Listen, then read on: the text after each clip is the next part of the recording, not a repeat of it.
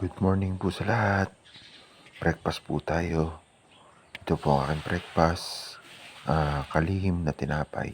Yan, masarap po yan. Mura na, masarap pa.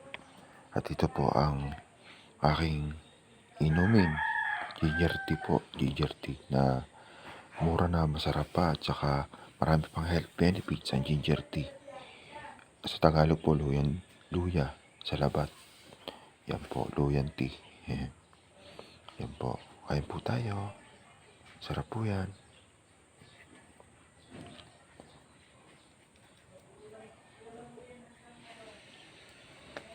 Sarap po, sarap.